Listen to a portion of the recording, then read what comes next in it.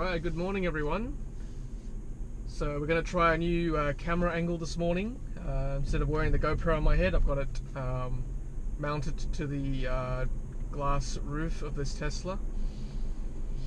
So this morning I wanted to continue my series on why there are not more electric vehicles in Australia currently. And today I'm going to focus a little bit on governments, particularly the Australian government, and whether the government has a role to play to incentivize more people to buy electric vehicles in this country. I guess there are two ways to look at it. One group of people might say that yes, they should be doing more to encourage electric vehicles in this country. The other group of people might say, well, why should the government subsidize a small minority of people currently as it stands at the cost of the majority to fund a project such as electric vehicles in Australia? Now, many countries around the world, including the United Kingdom, have started to implement policies where they will start banning the sale of petrol and diesel-powered cars by a certain date. The United Kingdom recently came out to say that by the year 2040, all petrol and diesel-powered cars will not be allowed to be sold anymore in their country. Now, Australia has not come out to say there is going to be any such policy, and I think even coming out some spokesmen coming out to say that there certainly won't be such policy in the short term, at least. I mean, I guess it comes down to attitude. What does the nation want? Are we ready for electric cars yet? And that will certainly drive the government. So demand will certainly drive the government eventually. And I think the tide will come. It's just a matter of when. We can't just hide our head in the sand and hope this electric vehicle fad will disappear eventually. If you look at worldwide sales, they are increasing year to year. Like I said in my last episode, China now has 1.3 million electric cars. And certainly that's a big market. But I think the tide will change eventually. There are certainly ways to incentivize electric vehicles in this country, at least. Currently we pay, as electric vehicle owners, luxury car tax on Tesla Model S's and X's. So it's not cheap. For a $130,000 Model S base model, you're looking at paying about $10,000 to $12,000 of luxury car tax. On top of that, it's about $5,000 worth of stamp duty. So you're looking at $16,000, $17,000 worth of excise and tax before you even are allowed to drive your car on the road.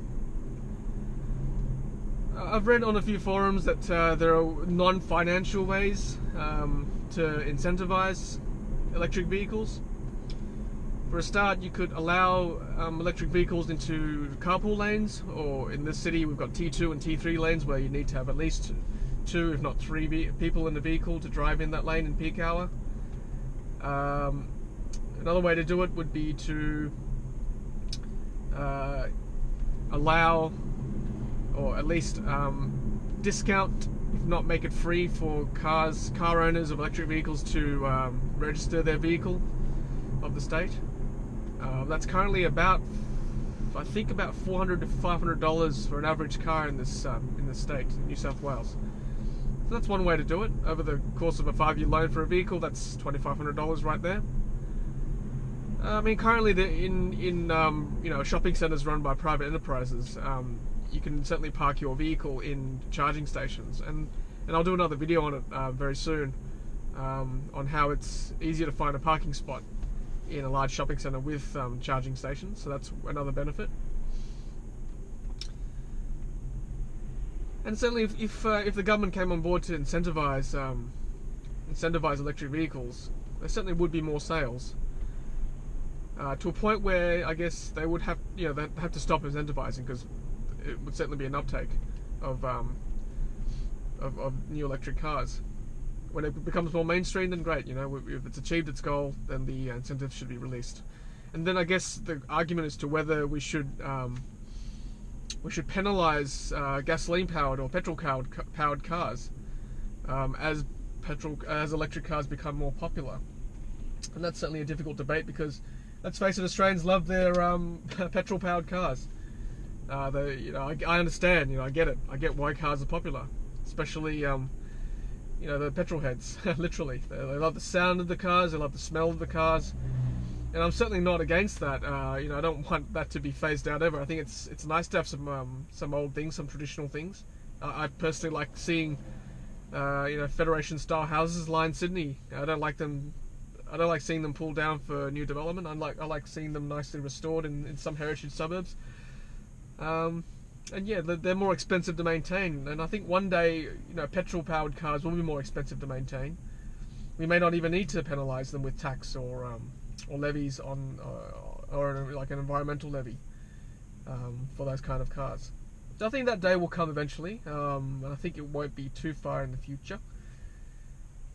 And I guess when we enter this debate, we need to ask what the role of a government is in a country or a state. I think a government needs to differentiate itself from a private enterprise. It shouldn't be seen as making money. It should be seen as encouraging a better society. That's a very utopian view of government, but I certainly subscribe to that. That's a government's role, to make society a better place for its citizens to live in. And I think this is my personal opinion, but if you don't think an electric vehicle makes sense, then I think you're either lying or you're trolling, to be very honest with you. If you boil down to every argument, logically speaking, electric vehicles should be populating the road right now, because obviously it's better for the environment. It doesn't pollute locally with exhaust. It's cleaner, it's quieter, so there's no noise pollution, and the fuel that's charging a battery could potentially be cleaner. It doesn't necessarily have to be run on fossil fuel where we're burning dead animals or dead organic material. We could be using the sun to power our car, whether it be locally through your own solar panels at home, or whether it's a statewide program where we have solar farms and batteries to store that power. All you need to do is look at South Australia currently. They, thanks to Elon Musk, they have the world's biggest battery.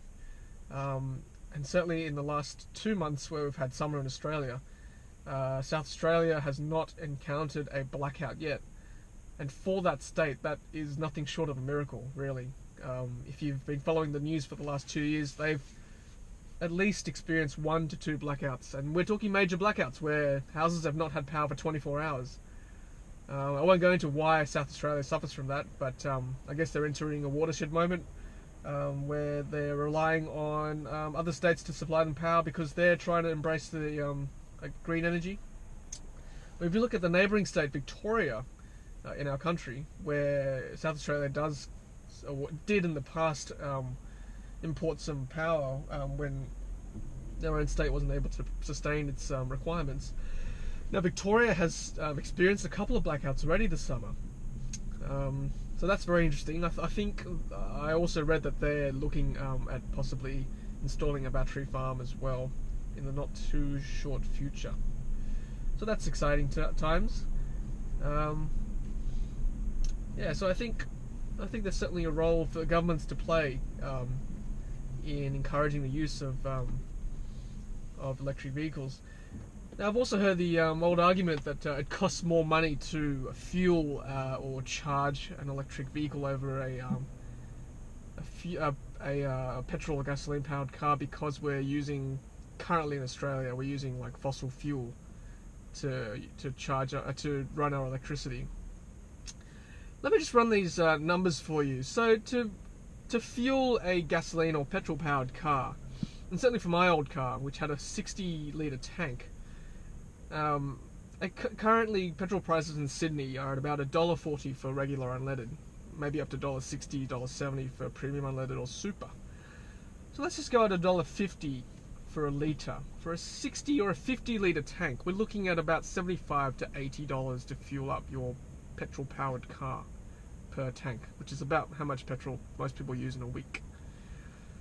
Now for this car currently that I'm driving, the Model S, 70 kilowatt hour battery capacity, to charge at current electricity rates, now current electricity rates are on average about 28 to 30 cents if you go on a standard plan. If you've got off-peak charging times, it's about 16.5 cents per kilowatt hour. So at 30 cents, which is the standard plan, times 70 kilowatt hours, you're looking at $21 for 400 kilometers. Compare that to about $50 to $75 for an equivalent tank, if not more, depending.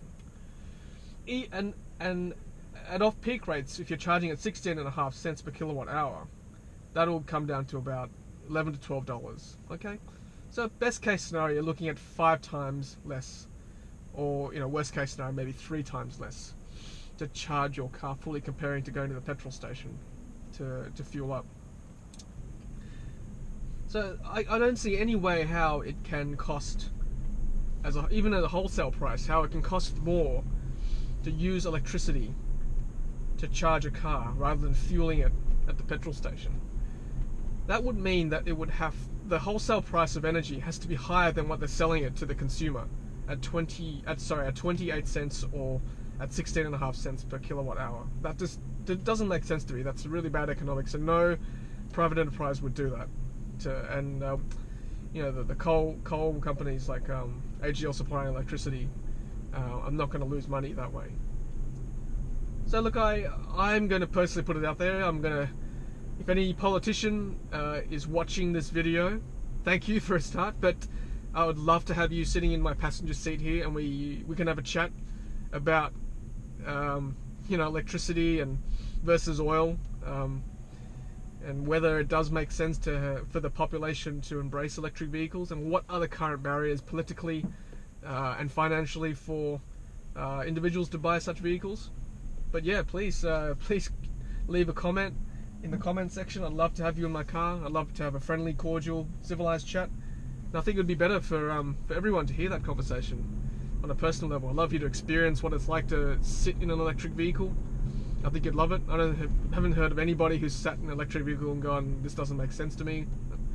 But anyway, thanks for watching, everyone. I will have more gems for you, or more tidbits for you later on. Thank you. Hey, thanks for watching, and thank you for helping us to bring the electric vehicle revolution to Australia. If you've enjoyed our videos, please take a moment to hit subscribe. We really appreciate it. If you're close to buying a brand new Tesla, then lucky you. Use one of our promo codes on screen to unlock special goodies from Tesla. Happy charging!